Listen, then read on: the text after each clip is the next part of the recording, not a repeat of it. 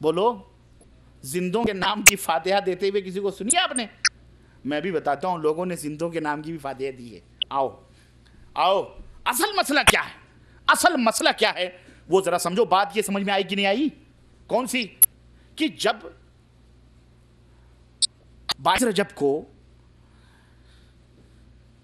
امیر معاویہ کی وفات پر کسی بزرگ کے نام کا فاتحہ کھانا ہی تھا، منہ میٹھا ہی کرنا تھا، تو پھر جعفر صادق کا نام کیوں منتخب کیا گیا؟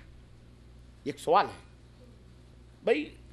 زین العابدین کا بھی نام لے سکتے تھے، ہے کہ نہیں؟ ابھی فاتحہ دلانا تھا تو امام ابو حنیفہ رحمۃ اللہ علیہ کی بھی نام آ سکتا تھا، امام شافعی کا بھی، امام بخاری کا بھی لے سکتے تھے، لیکن جعفر صادق کا نام کیوں لیا گیا؟ یہ سوال سمجھ میں آ رہا ہے کہ نہیں آ رہا ہے؟ آ گیا؟ آگے بڑھو، جواب دیتے ہیں. جواب سنو. اصل مسئلہ کیا ہے؟ یہ سب ہمارے کیا کہیں، جنہوں نے ہمیں لوٹا ہے وہ تو انہیں ہمارے کہنا بھی ہمیں شرم آتی ہے، جنہیں مسلمان کہنے سے بھی، اسلام کے نام پر جو کلنک کا ٹیکا بنے ہوئے ہیں اور جنہیں آج کفر بھی استعمال کر رہا ہے، یہ شیعہ لوگ جو ہے نا، شیعہ رافضی، معذرت کے ساتھ اگر کوئی شیعہ ہوگا تو اس سے میں درخواست کروں گا کہ اپنے ایمان کو تبدیل کرنا، چینج کرنا، اور تاریخ کے جا کر کے دیکھنا جھروکھوں سے کہ یہ شیعہ، یہ جو شیعوں کی یہ کرم نوازیاں ہیں، یہ تمام سب چیزیں شیعوں کی کرم نوازیاں ہیں جس کا شکار ہو چکے ہیں. کیونکہ شیعہ مذہب کو پیدا کرنے والا یہ عبداللہ ابن سبا یہودی یمنی تھا. شیعہ مذہب کی بنیاد ڈالنے والا کون تھا؟ کون تھا؟ سوچ لو. اس کا قائد کون تھا؟ عبداللہ ابن سبا یہودی یمنی. اس نے، یہ اس کی جائز ناجائز جو بھی ہوں اولاد کہہ لیں، انہوں نے ان کو پیدا کیا، اور انہوں نے صرف ایک فتنے نہیں اور بھی فتنے پیدا کیے، لیکن انہوں نے ان کو جنم دیا. اور اس طرح سے میرے عزیزو، شیعہ کی جو عقیدے ہیں ان کے ہم شکار ہیں. کس طرح سے شیعہ کے مذہب میں ایک عقیدہ ہے امامت کا. کیا عقیدہ ہے؟ امامت کا، جو ان کے ہاں دین کے بنیادی ارکان میں سے ایک رکن ہے. جیسے ہمارے ہاں اسلام کے کتنے ارکان ہیں؟ 5. توحید، نماز، روزہ، حج، زکوٰۃ، 5. ایسے ہی ان کے ہاں ارکان ایمان میں سے ایک رکن کیا ہے؟ امامت کا عقیدہ ہے.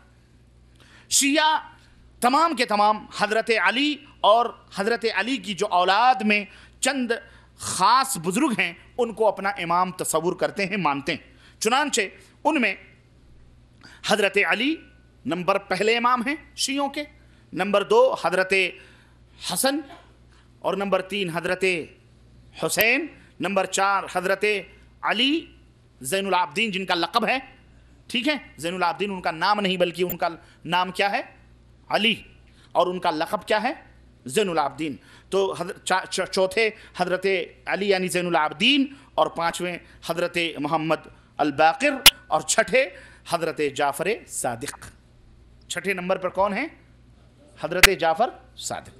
ان 6 حضرات کی امامت پر تمام شیعوں کے فرقے، تمام شیعوں کی جماعتیں متفق ہیں، اس میں کسی کو کوئی اختلاف نہیں ہے. لیکن حضرت جعفر صادق کے بعد سے اختلاف شیعوں کے اندر ہوا. چنانچہ شیعوں کی ایک بڑی جماعت جعفر صادق کے بڑے لڑکے کا نام اسماعیل اعرج تھا، اسماعیل اعرج کو امام مانتی ہے، اور ان کو کیا کہا جاتا ہے؟ اسماعیلی فرقہ. ان کو کیا کہا جاتا ہے؟ اسماعیلی فرقہ، اسماعیلی شیعہ کہا جاتا ہے. اور شیعوں کی دوسری جماعت، ان کے دوسرے بڑے لڑکے، حضرت جعفر کے دوسرے بڑے لڑکے کا نام کیا تھا؟ موسیٰ کاظم. ایک لڑکے کا کیا نام تھا؟ اسماعیل، اور دوسرے لڑکے کا کیا نام تھا؟ موسیٰ کاظم. تو شیعوں کی ایک جماعت ایک بڑے لڑکے کے ساتھ چلی گئی جن کو اسماعیلی شیعہ کہا جاتا ہے، اور شیعوں کی دوسری جماعت موسیٰ کاظم کی طرف چلی آئی، ان کو اپنا امام مانتی ہے. ان کو کیا کہا جاتا ہے؟ ان کو امامیہ اثنا عشریہ شیعہ کہا جاتا ہے. ان کو کون سا شیعہ کہا جاتا ہے؟ امامیہ اثنا عشریہ شیعہ کہا جاتا ہے.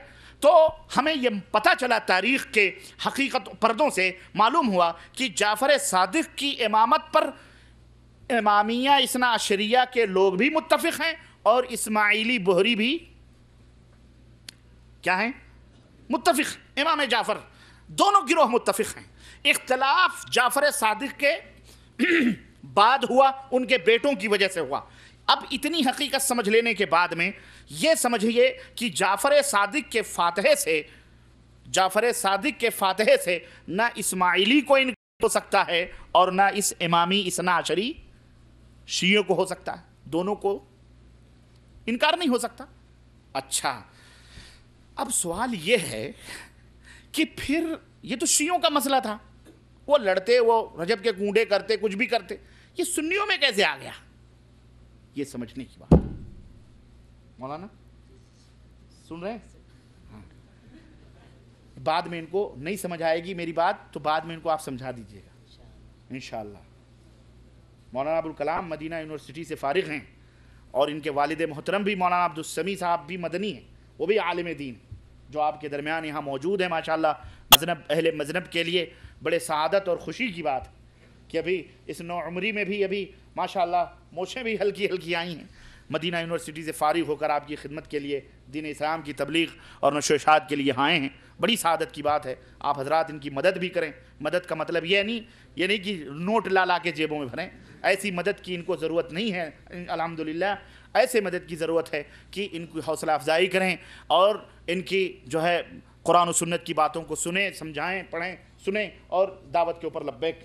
سمجھ آئیے آپ لوگوں کو؟ ہاں، تو ابھی چھوٹے ہیں، سب سے میدان میں اترے ہیں، آپ لوگوں کی توجہ کی ضرورت ہے سمجھنے کی۔ تو میں یہ عرض کر رہا تھا کہ میرے جانے کے بعد میں ان کو سمجھا دیجئے گا اگر نہیں سمجھ میں آئے گی، ٹھیک ہے؟ جزاک اللہ خیر۔ اب یہ سنیوں میں کیسے آ گئی یہ شیعوں کی باتیں؟ ہے کہ نہیں؟ سنو جعفر صادق کا کنڈا کیسے آیا سنیوں میں؟ تو اس کی حقیقت یہ ہے کہ کچھ نااہل اور نامعقول بلکہ انہی شیعوں نے صدیوں سے یہ افواہ اڑائی ہوئی تھی کہ حضرت جعفر صادق حضرت امام ابو حنیفہ رحمۃ اللہ علیہ کے استاد ہیں، جبکہ یہ غلط ہے۔ یہ کیا ہے؟ یہ غلط ہے، یہ حقیقت نہیں۔ انہوں نے کیا افواہ اڑائی کہ حضرت امام جعفر جو تھے وہ کس کے ان کے شاگرد ہیں، وہ کس کے استاد ہیں؟ حضرت امام ابو حنیفہ رحمت، جبکہ دونوں کی تاریخ پیدائش اور موت دیکھو تو زمین آسمان کا فرق ہے۔ لیکن شیعوں نے اڑایا ہوا تھا کہ ہمارے امام، اب ان کو فقہ جعفری بنانا تھا نا، تو اب سب سے بڑے امام کون ہوئے؟ جعفر صادق کی جو فقہ ہے، انہوں نے کہا تمہارے استاد، تمہارے امام تو ہمارے کون ہیں؟ ہمارے امام شاگرد ہیں۔ انہوں نے اڑایا کہ جناب علی امام ابو حنیفہ رحمۃ اللہ علیہ یہ کون ہیں؟ یہ ہمارے امام جعفر صادق کے شاگرد ہیں، اور امام ابو حنیفہ کے استاذ حضرت امام جعفر ہیں۔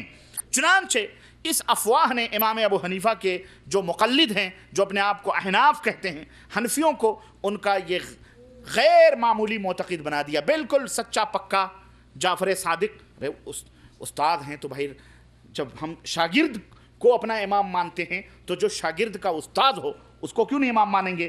تو احناف نے تقلید میں حضرت امام ابو حنیفہ رحمۃ اللہ علیہ کی تقلید میں حضرت امام جعفر صادق کا کیا بنا دیا؟ معتقد بنا دیا۔ اور جب یہ احناف ان کے معتقد ہو گئے تو پھر امام صاحب کے استاذ ہونے کی وجہ سے انہوں نے بھی شیعوں کی طرح، جس طرح انہوں نے نیاز و فاتحہ شروع کیا ایسے انہوں نے بھی بولو۔ چنانچہ احناف کے علاوہ اور کوئی دوسرا رجب کا کنڈا ہمارے ملکوں میں بھرتا؟ جا کے تاریخ اٹھا کے دیکھ لو، کوئی نہیں بھرتا ہے۔ ہمارے ملکوں کے احناف کی ایک کثیر تعداد، سب نہیں، کثیر تعداد، کیوں؟ امام ابو حنیفہ کے استاد ہیں۔ جب وہ شیعہ ہمارے امام کے استاد کے نیاز اور فاتحہ کرتے ہیں تو ہم تو بدرجہ اولا ہم ان کے کریں گے۔ چنانچہ جناب علی معتقد ہوئے اور پھر امام صاحب کے استاد ہونے کی وجہ سے انہوں نے بھی شیعوں کی طرح ان کے لیے نیاز فاتحہ شروع کی۔ حالانکہ شیعوں نے جو اپنے آپ کو محبان علی کہتے ہیں، یہ خوشیاں منانے کا دن دراصل جو رجب میں مقرر کیا حضرت امیر معاویہ رضی اللہ تعالیٰ عنہ کی دشمنی۔ سب کو معلوم ہے کہ یزید کو اور یزید کے والد محترم حضرت امیر معاویہ رضی اللہ تعالیٰ عنہ کو محرم کا مہینہ آتے ہی چوراہوں چوکوں کے اوپر گالیاں اور تبرے کسنا شروع کیے جاتے ہیں۔ سمجھ آ رہی کہ نہیں آ رہی؟ اس طرح سے میرے عزیزو دشمنی میں انہوں نے کیا، اور انہوں نے رجب کو اختیار